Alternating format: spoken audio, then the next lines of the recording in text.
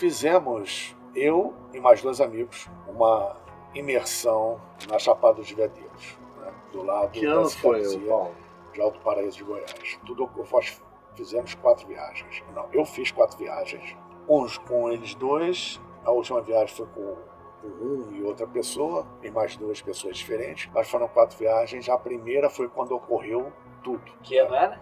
1993. 93. É isso que eu queria ouvir isso, desculpe interromper, porque eu fui em 2014 e era inóspito pra cacete. Por exemplo, tinha asfalto até Alto Paraíso, mas não tinha mais. Dali pra frente não tinha mais asfalto nenhum. Nós fomos em 93. Você deve ter ido na época que era mato mesmo. Puro, deserto puro. E ficamos na fazenda Bonespero, de um casal, ele alemão, ela alemã, ele italiano, era diretor da Fiat. Receberam uma instrução na Alemanha, porque ele saía do norte da Itália para namorar com ela, Dona Úrsula, na Baviera, no sul da Alemanha. E eles frequentavam uma casa, não digo espírita, mas que recebia mensagens, trabalhava espiritualmente, tinha questões parapsíquicas, canalizações. Eles receberam uma instrução de um ser espacial. Isso em 58. 58. Que quando foi editado o primeiro livro do Astar-Sherra, A Missão Celeste de Astar-Sherra. Que o autor era um alemão? Era um alemão. Esse alemão fazia parte desse mesmo grupo. Aí eles receberam a instrução de vir ao Brasil. Chegaram ao Brasil em 62. Um ano antes de eu nascer. Pô, se em 93, em 2014 era mato, imagina em 62. Imagina. Brasília recém-construída. Metade de Brasília ainda era barro puro, barro vermelho. Puro, barro vermelho. Como é que é? Cantinho de obra. Muito bem. Nós vieram, nós ficamos hospedados. Eles tinham contato, eles receberam essa instrução. Não vou contar a história toda deles, é muito interessante, mas vai ocupar muito tempo. Então ficamos ali e passamos lá, estava o carro lá. Foi na primeira noite logo. Um local que tem 1.050 metros de altitude, noite sem lua, céu totalmente limpo, você podia pegar as estrelas com a mão, a sensação que dá, né? Fantástico. Lá acho que é pelo fato geográfico, né? O Planalto Central. Né? Planalto é o lugar que eu mais vi satélite na minha vida. E ali, sabe, você está a 100 km de lugar algum? Lugar que tem siriema, tem cobra, tem onça, tem isso. Pois é. Nós não estávamos mais com fogueira, um breu danado. Nosso amigo dormindo no carro. Eu tô com o meu outro amigo, que foi quem teve o primeiro contato. Na época ele era médium de Umbanda, trabalhava no Umbanda. Então eu estava com a sensibilidade super aflorada. E eu estava ali com o binóculo. Eu estava só olhando as estrelas, né? Aí ele me cutuca. Paulo, o que foi, Alexandre? O que a gente está procurando não está lá em cima, não. Tá ali na frente, assim mesmo. Aí eu baixei. E a gente está procurando alguma coisa? Eu preciso ir ali. Tá louco? Um abreu. Estamos no meio do mato. Pode ter algum animal aí, alguma coisa. Ou seja, o pensamento que eu tinha que ter, por já ser ufólogo, quem tem foi ele. Uhum. O médium. Eu fiquei no material, né? Sim. Me preocupando com as coisas materiais. Que não está errado, mas ao mesmo tempo eu não tinha me tocado. Foi tudo muito rápido, não tinha me tocado. Ele se tocou primeiro. Aí depois eu entendi e me abri. Aí ele foi. Mas mesmo assim eu falei, vai lá. Pode ir. Mas vai com Deus. Eu não fui. Pô, deu 10 passos subindo no breu, cara. Foi lá na frente, aí eu ouço um berro. O outro no carro, sono solto. Né? Tava até babando. Não acordava de jeito nenhum. O cara deu um berro lá na frente. Paulo, pelo amor de Deus, vem aqui. Aí eu, Cacilda, porra, vou ter que ir lá. É uma onça pintada. Eu fui lá, não, sabia que estava correndo alguma coisa. Ele não ia ter, eu sempre já o conhecia há muito tempo. Éramos amigos assim como o outro. Então eu sabia que ele não ia brincar com um negócio desse e que não era algum contexto normal, natural. Aí eu fui lá, eu encontrei ele com as pernas separadas, braços abertos, em pé, óbvio, tremendo que nem varavilhas. Aí eu olhei assim, aí me veio, é alguma manifestação aí, porque é uma manifestação parecida, óbvio que nem todos têm, quando, por exemplo, no candomblé, o pai de santo vai incorporar um orixá. E obviamente não incorpora o orixá, é um fragmento do arquétipo, que é diferente de uma manifestação psicomediúnica com um ser desencarnado. É uma vibração completamente diferente. Mas eu achei estranho naquele nanosegundo, é diferente, mas tá mais diferente ainda. Aí eu fui lá, rapidamente, procurar parar com aquilo.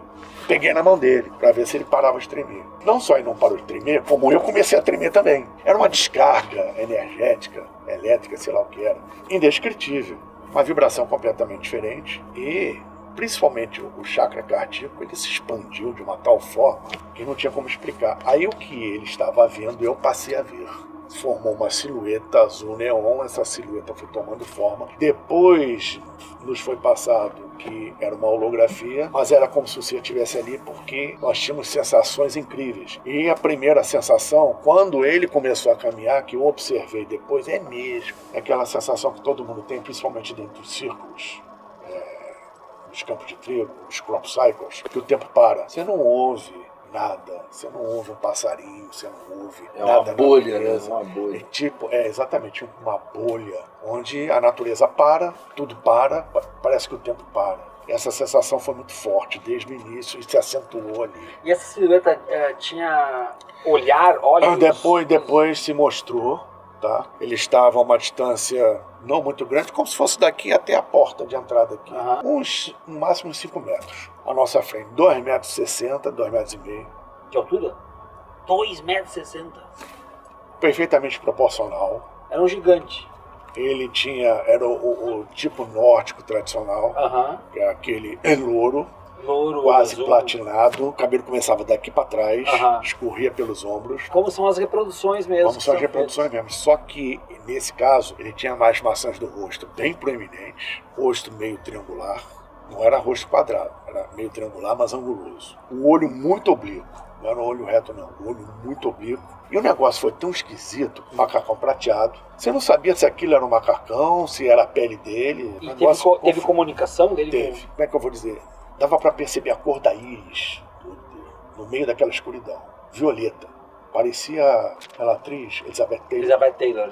Mas era mais bonito dele. Era uma irradiação muito grande. E ele transmitia informações em blocos. Depois foram decodificados, mas aquilo ali vinha muito forte, né? A gente chegamos a perguntar para ele o propósito dele estar ali. Você estava falando ou por Não, tudo telepatia? Tudo telepático. Tudo a impressão que vinha em bloco dentro. Ninguém abria a boca para nada. E muita coisa do que ele falou, eu estou percebendo de anos atrás para cá. Do processo do planeta, isso tudo até que muita coisa que até o próprio Chico Xavier coloca a respeito disso, algumas coisas nós percebemos do que ele colocou, embora ele não tenha sido muito claro. E dentro do processo que a gente precisava desenvolver e que a gente fazia parte, como muitos outros, sem saber de um projeto, de uma programação. Enfim, inclusive, teve um momento que o meu amigo lá perguntou: vocês estão aqui? Ele ficou com medo.